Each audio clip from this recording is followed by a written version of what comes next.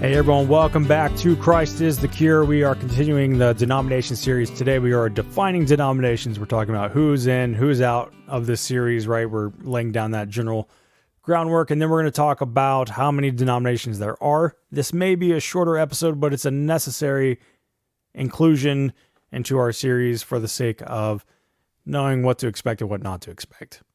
Before we begin, I just want to remind you that Christ is the Cure is subscriber supported. It is only because of subscribers that we have season 4 and that we will go into season 5. And so if you have benefited from Christ is the Cure and Christ is the Cure materials, podcasts, PDFs, and so on and so forth, prayerfully consider becoming a Patreon at patreon.com/Christ is the Cure.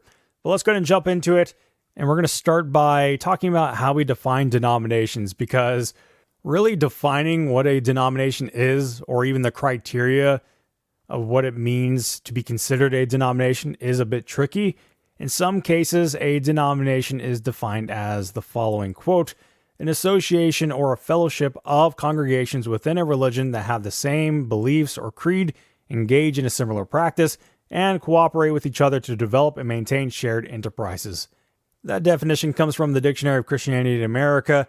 But according to the Handbook of Denominations of the United States, a denomination, quote, is any group of churches, congregations, or assemblies or religious meetings with some affiliation among themselves, however formal or informal it may be, end quote. And so the parameters of this handbook note that a denomination doesn't necessarily need to have a hierarchy or headquarters or a formal connection. Instead, it can be just several congregations connected together that share distinctives with one another. And really, this definition is illustrated pretty well by the authors by using the example of the Church of Christ, which does lack a formal connection, but we can identify a Church of Christ by their common beliefs and practices, such as non-instrumental worship. Most of us, if we see a Church of Christ, we have an idea of what they believe if we know something about them. Now, the Pocket Theological Terms Dictionary takes a similar approach, but it actually limits the definition to a formal affiliation.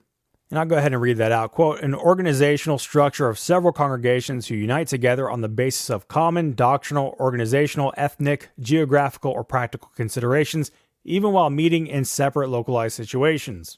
Denominationalism as a theory understands the church as consisting of a diversity of practices and beliefs underneath the umbrella of the larger term Christian, while at the same time denying that any one Christian group can claim to be the exclusive manifestation of the church on earth, end quote. And we talked a little bit about that last time, so I'm not going to hash that out too much. But the Handbook of Denomination in the United States definition is probably the most helpful because it does allow that wiggle room for informal connections that are clearly denominations like the Church of Christ. Because by all accounts, the Church of Christ does fall into a denomination without having that formal assembly. Now, while this designation fits for the Church of Christ, it must be acknowledged that there are truly independent or unaffiliated congregations out there, but these are hard to measure in terms of, well, what is their denominational classification and how many are there?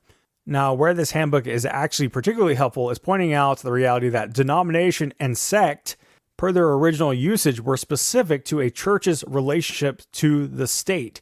So a denomination, or even the term church, designated a body that was affiliated with the state. So the Church of England, for example, would be the denomination or church because it was connected to the state, i.e. England.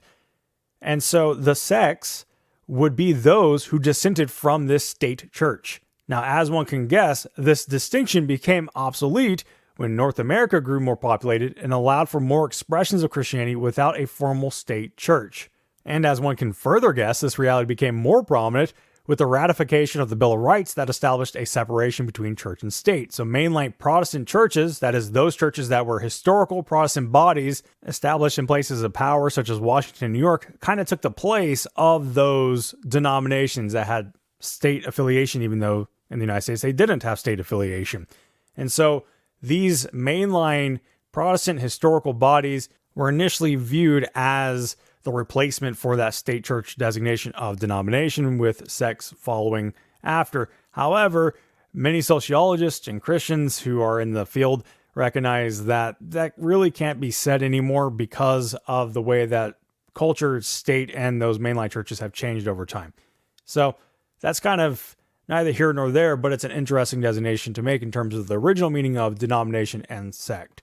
And so far we have a general definition of denomination that's working, But I want to add a final definition into the mix that I think is important when we're speaking about a denomination, and that is within the Christian tradition, we are looking specifically at, quote, a recognized autonomous branch of the Christian church, end quote. And this is actually the definition of denomination according to Oxford Languages. And I think this has something critical that those other definitions are lacking, and that is the key word recognized.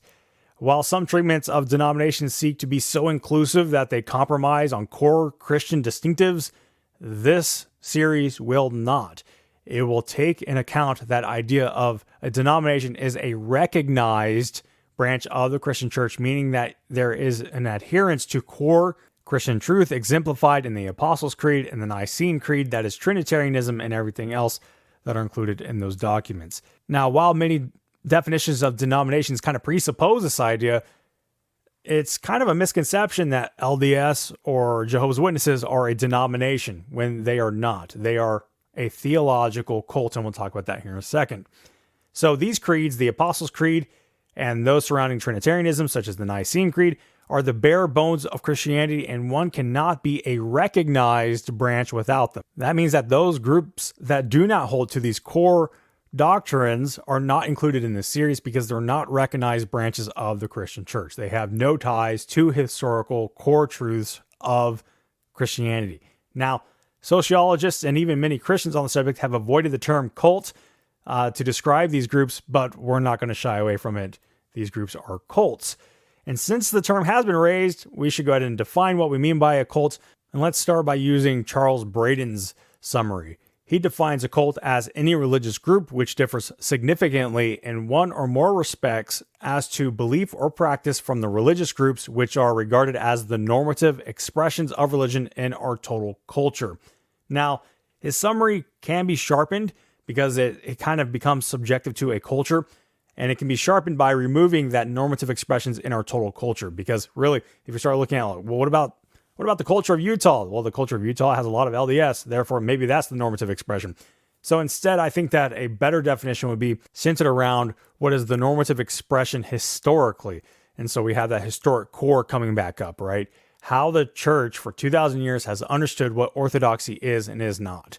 Walter Martin, in his book, The Kingdom of the Cults, will expand upon this definition of Braden by including the notion of a group of people, quote, gathered about a specific person or a person's misinterpretation of the Bible, end quote. Now, Martin's point is that cults begin with a chief spokesman, such as Russell or Rutherford for the Jehovah's Witnesses, or Mary Baker Eddy for the Christian Scientists.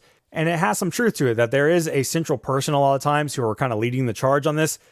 But those within those groups will hardly admit that their entire theology rests upon the shoulders of these predecessors. But this parameter becomes difficult or even unhelpful whenever we look at Christian denominations that are valid, that grew from a leader's particular influence, or may even bear the name of a particular Protestant leader.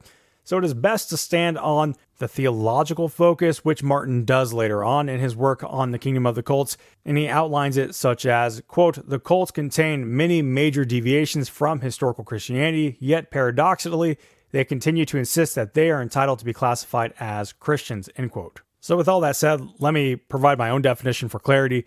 A cult is any group that seeks the title of Christian, yet deviates from the historic Christian faith, specifically with those ecumenical agreements pertaining to the Trinity. While Protestants, Catholics, and Orthodox will debate and hold strong convictions against one another on other matters, these giants of Christendom find agreement that one cannot reject the Trinity and be a Christian. So the adherence to Trinitarianism logically extends to the doctrine of Christ, espoused at Nicaea and Constantinople, and this is the minimal requirement to be considered a recognized branch of Christianity. Now, those listening to this, for some of you, this is too exclusive, and for others, it's not exclusive enough.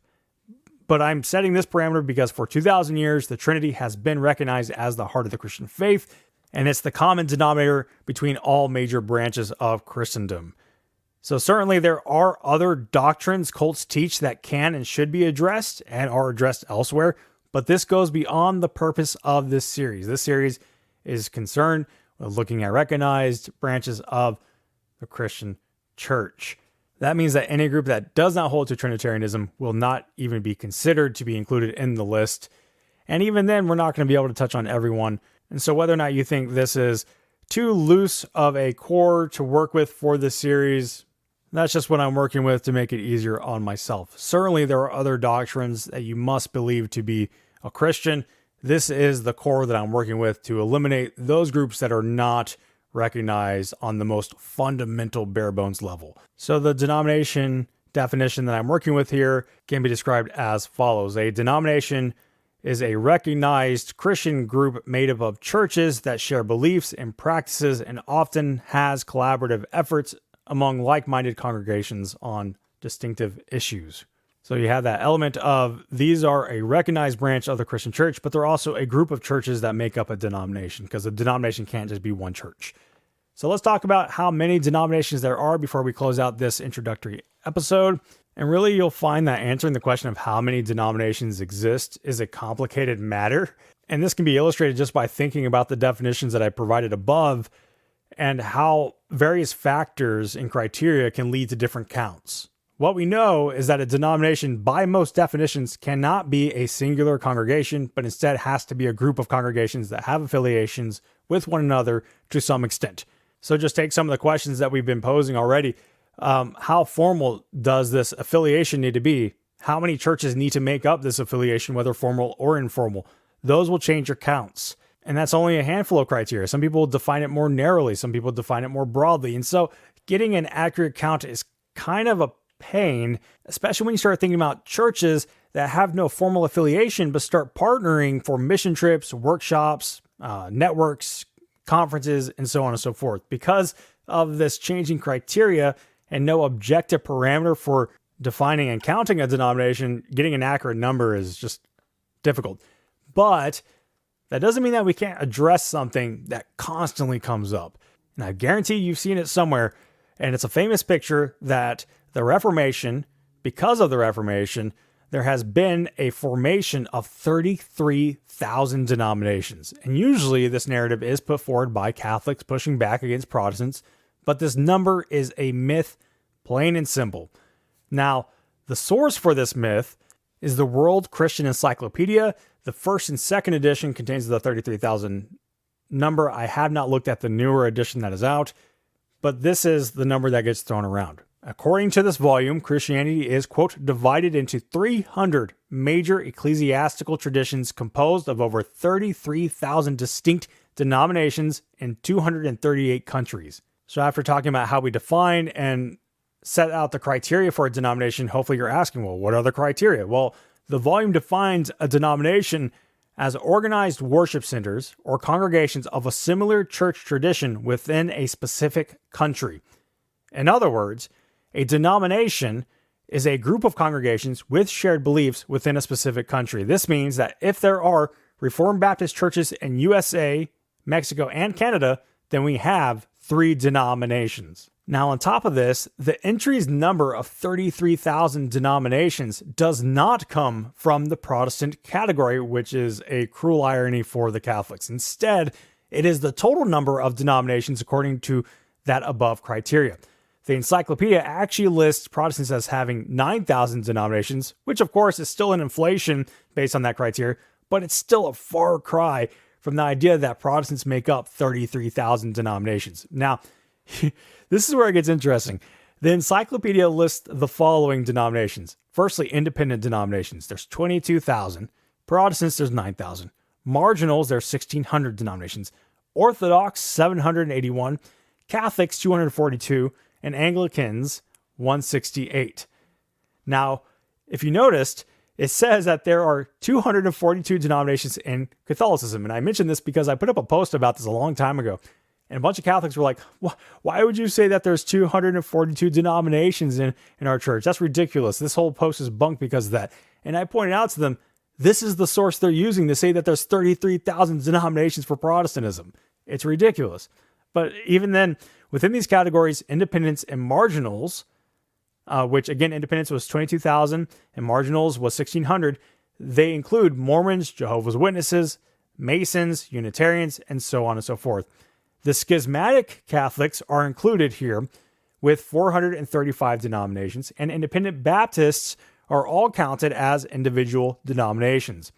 Furthermore, the 242 denominations listed for Catholics are the Catholic rites. And of course, there's just an irony with Catholics using this 33K number against Protestants whenever the source says that they are 242 of those 33K, which they would adamantly and vehemently deny.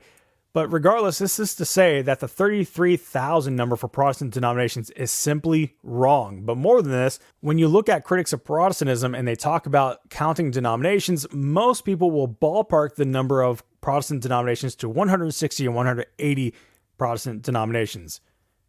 Even then, I haven't seen a good justification for that number. So how many denominations are there? It's hard to say. When you begin counting the list of denominations, however, it becomes quite difficult to even surpass 100.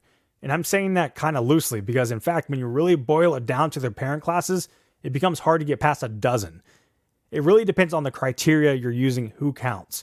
And then even whenever you start counting those groups who are subgroups of a parent group, they're still part of that broader group, making it even more convoluted if you start counting them as separate denominations whenever they fall underneath a broader denominational category. And so we're changing criteria as we go along. But whenever you consider denominations as a group of congregations that share distinctive beliefs on specific issues, it's really not that scandalous to begin with because, as you can tell, with the 242 Catholic rites, they have differences in liturgy, which are seen as acceptable, but differences in worship in Protestantism isn't acceptable. It's kind of strange. It all becomes strange whenever you start talking about how to properly categorize denominations. But an interesting point on the whole ordeal is that whenever we're talking about denominations, by most all accounts and criteria, Orthodox and Catholic churches with their different rites have denominations underneath the broad umbrella of Orthodox and Catholics. For example, the Handbook of Denominations of the United States lists out a handful of denominations for Catholics. Now, for Catholics, some of those groups that are called denominations are rejected by Catholics on the basis that they are not in communion with Rome or the Pope. But instead of calling these denominations, Rome would call them non-Catholic or non-Christian altogether. Some of these include the American Catholic Church of the United States, the Eastern Rite, the Ecumenical Catholic Church plus the USA, the Ecumenical Catholic Communion, the Reformed Catholic Church, the Society of St. Pius X, and so on and so forth. But then you also have the 24 churches or liturgical expressions within the Catholic Church that some who are in the field will label as denominations. And this is said also about the Orthodox Church, which for the most part has national bodies that operate independently, yet are just in communion with one another. But then you also have those groups that branched off of the Eastern Orthodoxy who reject the definition of Chalcedon, and they're called the Oriental Orthodox, Armenian, Coptic, Ethiopian, Syrian, Antioch, Syrian, India, and so on and so forth. So we're not really going to discuss at length those issues, but the point is that whenever we're talking about classification of denominations, the ones who are doing it, mostly sociologists. I mean, the Handbook of Denominations is put together by Christians, and they include some of these things as denominations. But sociologists in the field will really just say, those are denominations, plain and simple, because they're trying to come up with a criteria, and if they apply it consistently, then those would be denominations. And really, I don't think that it's that detrimental of a point if they're considered denominations, if denominations are just shared differences on certain liturgies or practices and so on and so forth. I don't see why that's a problem. But again, it goes back to how you understand denominations, what you're defining it as. For Orthodox and Catholics, for example, denominations are people that have their own different versions of Christianity altogether. They don't view denominations as having any type of unity, while most people who are in evangelical circles will see that there is some type of unity in the midst of denominational differences. In fact, to some degree, it is best to just view these differences as theological traditions rather than denominations. But it's true that there are groups within each theological tradition that have their own, conferences and structures, and they kind of view us versus them with others within that same tradition. And so if those are the denominations, then so be it. But they're still underneath that theological tradition, which I think is really where those dividing lines are, at least whenever you're looking across traditions. Whenever you're looking into the denominations of a particular traditions, it's usually on issues of like conservatism, liberalism, what they view about, things like social issues or even the inerrancy of the Bible, which those are valid. But I think that it's more helpful to just look at broad theological traditions. But here's the kicker again. Whenever you start talking about denominations and you start talking about counting denominations, if you pull up a general list, you'll rarely find anything above 15 listed denominations. Usually they're grouped by theological tradition. Now, if you go to Wikipedia and you look up denominations, they'll have every group of every church and every other thing listed already. So it really does become difficult to define. We spoke early on in our introduction that we're going to be looking at broad theological traditions, and we'll note groups that are viewed as either more progressive or more conservative. But for the most part, we're treating denominations according to their theological traditions, and we're kind of boiling our definition down to that because it really does get complicated. I'm not a sociologist. I'm not going to go look into all these different parameters. This is what I'm working with.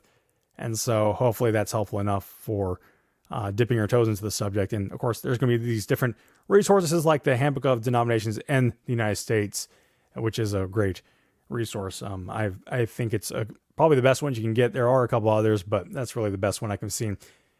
It goes more into the history than the theology, but it does summarize the theology here and there. So that all said, that's going to wrap up our introductory episodes. Only 2. Can you believe it? Our next episode, which I believe will be after Thanksgiving. Let's see. On the 30th, we will talk about Anglicanism. So God bless you all. Until next time, have a wonderful, wonderful week and have a wonderful Thanksgiving.